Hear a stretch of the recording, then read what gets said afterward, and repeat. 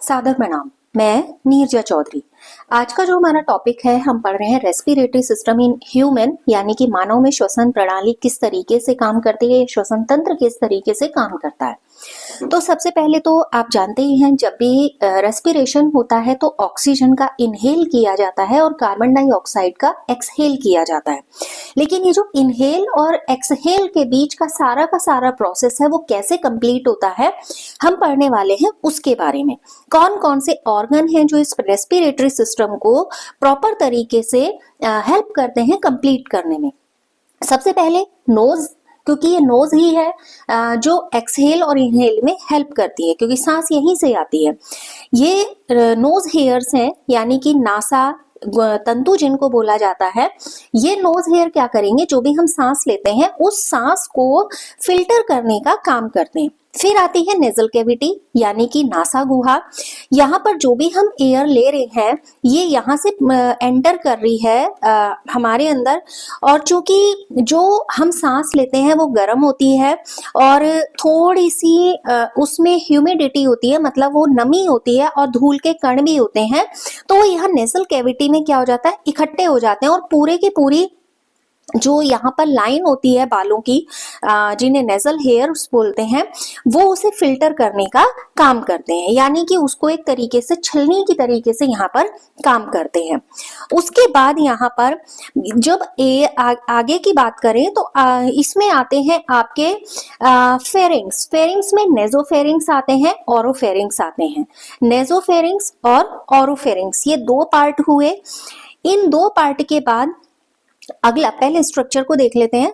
उसके बाद यहाँ से एयर जाती है लेरिंग्स में, यहाँ से एयर जाते हुए सीधे जाती है लंग्स में। लंग्स में जब एयर जाती है तो किस तरीके से उसका एक्सचेंज होता है, किस तरीके से वहां पर जो कार्बन डाइऑक्साइड है और जो वहां पर ऑक्सीजन है, किस तरीके से उनका यहाँ पर एक्सचेंज हो रहा है।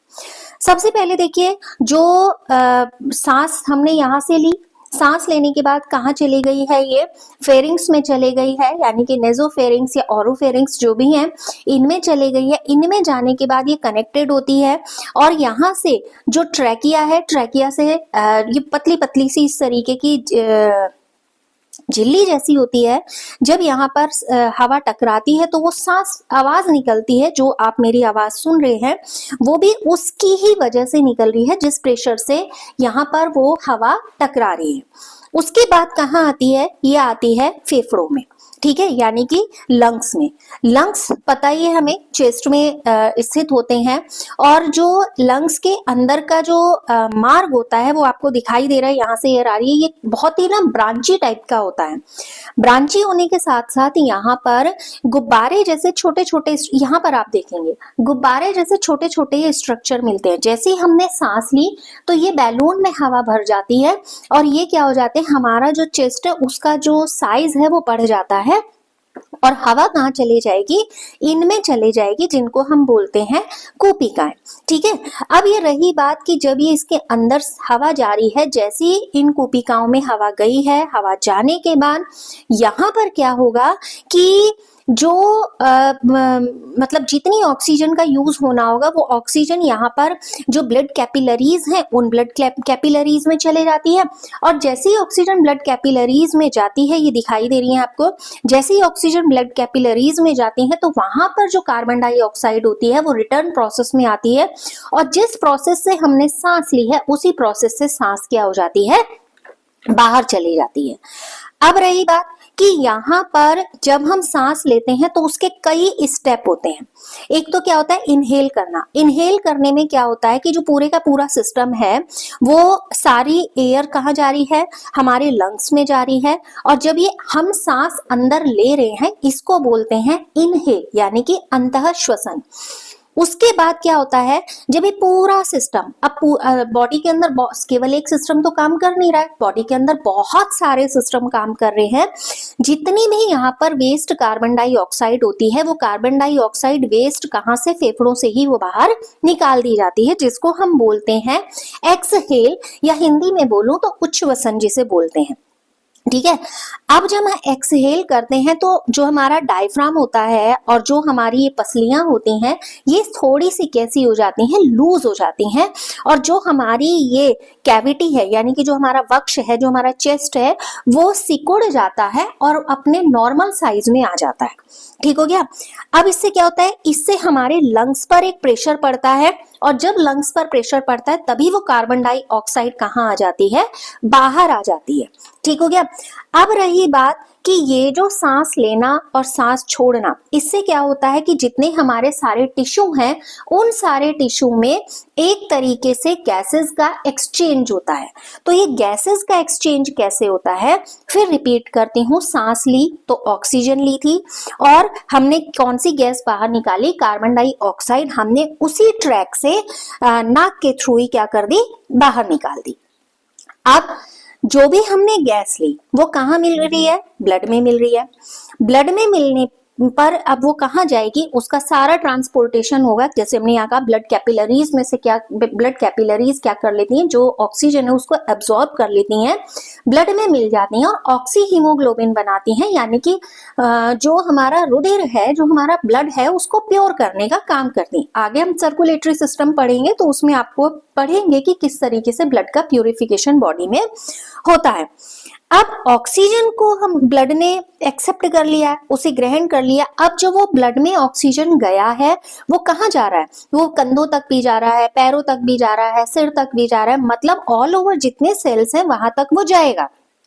अब सारे टिश्यूज में वो ब्लड पहुंचेगा, क्योंकि हमें पता है कि हमारा जो टेल सेल से लेकर टो सेल तक क्या होती हैं, सारी सेल को ब्लड मिलना जरूरी है और साफ ब्लड मिलना बहुत ज्यादा जरूरी है।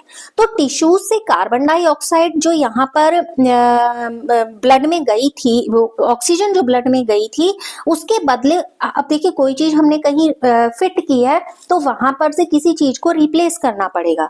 तो यहाँ पर जो कार्बन डाइऑक्साइड है जो बॉडी से बाहर निकलनी जरूरी है, तो ये बॉडी से बाहर ये ऑक्सीजन चले गई और उसकी जगह रिप्लेस होकर क्या हो जाएगी, कार्बन डाइऑक्साइड इसी ट्रैक से बाहर निकाल दी जाएगी।